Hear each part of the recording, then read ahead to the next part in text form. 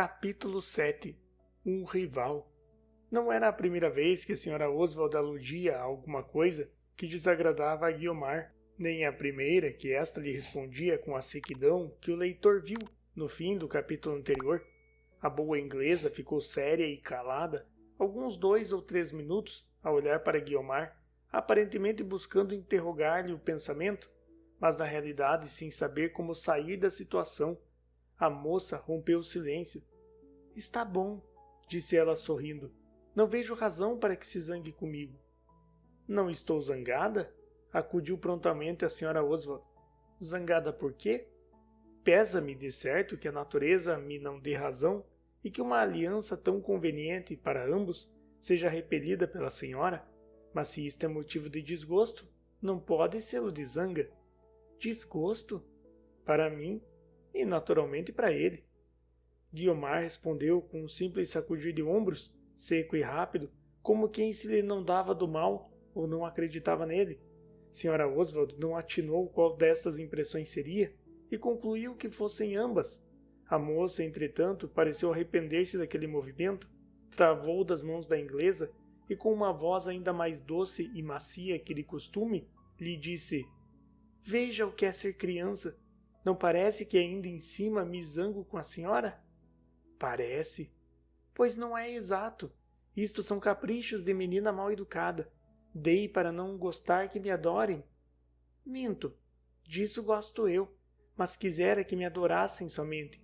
Não lhe parece?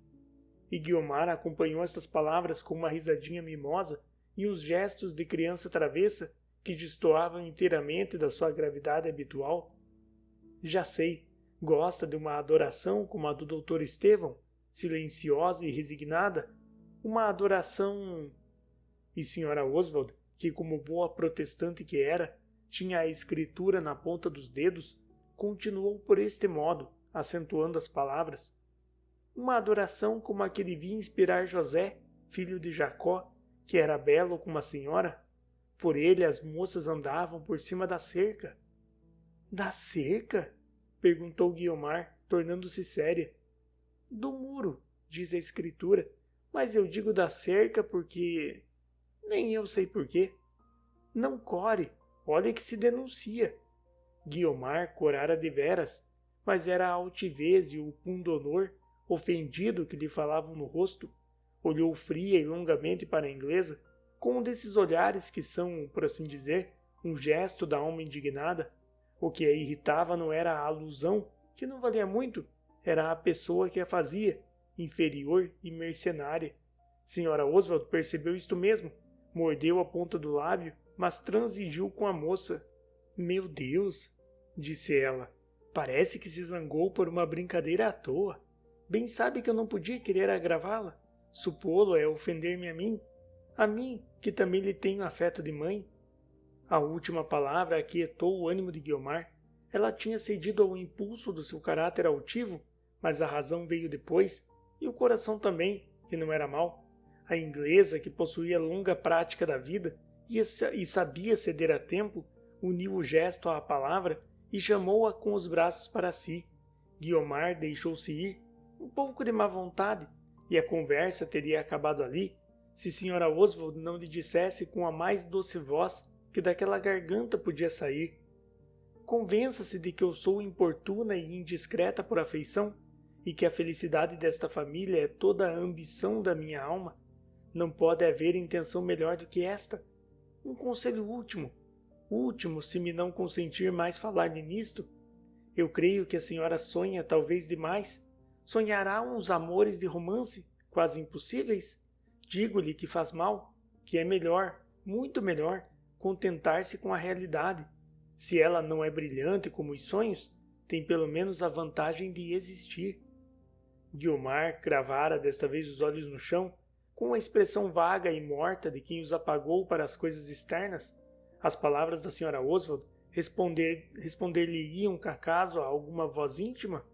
A inglesa prosseguiu na mesma ordem de ideias, sem que ela a interrompesse ou desse sinal de si. Quando ela acabou, Guiomar estremeceu, como se acordasse, levantou a cabeça e, lenta e comovida, proferiu esta única resposta: Talvez tenha razão, Sra. Oswald, mas em todo caso, os sonhos são tão bons. Sra. Oswald abanou a cabeça e saiu. Guiomar acompanhou-a com os olhos a sorrir, satisfeita de si mesma, e a murmurar tão baixo que mal a ouvia o seu próprio coração. Sonhos não, realidade pura. Suponho que o leitor estará curioso de saber quem era o feliz ou infeliz mortal de quem as duas trataram no diálogo que precede, se é que já não suspeitou que esse era nem mais nem menos o sobrinho da baronesa, aquele moço que apenas de passagem lhe apontei nas escadas do ginásio. Era um rapaz de 25 a 26 anos. Jorge, chamava-se ele. Não era feio, mas a arte estragava um pouco a obra da natureza. O muito mimo empece a planta, disse o poeta. E essa máxima não é só aplicável à poesia, mas também ao homem. Jorge tinha um lindo bigode castanho, untado e retesado com excessivo esmero. Os olhos claros e vivos seriam mais belos se ele não os movesse com afetação, às vezes feminina. O mesmo direi dos modos, que seriam fáceis e naturais se os não tornasse tão alinhados e medidos. As palavras saíam-lhe lentas e contadas, como a fazer sentir toda a munificência do autor. Não as proferia como as demais pessoas. Cada sílaba era, por assim dizer, espremida, sendo fácil ver ao cabo de alguns minutos que lhe fazia consistir toda a beleza da elocução nesse alongar do vocábulo. As ideias orçavam pelo modo de as exprimir, eram xoxas por dentro, mas traziam uma côdea de gravidade pesadona que dava vontade de lhes parecer o ouvido em coisas leves e folgazãs. Tais eram os defeitos aparentes de Jorge. Outros havia, e desses, o maior era um pecado mortal, o 7º.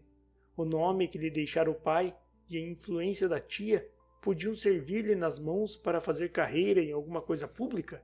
Ele, porém, preferia vegetar à toa, vivendo do pecúlio que dos pais herdara e das esperanças que tinha na afeição da baronesa. Não se lhe conhecia outra ocupação. Não obstante os defeitos apontados, havia nele qualidades boas. Sabia dedicar-se, era generoso, incapaz de mal fazer, e tinha sincero amor à velha parenta.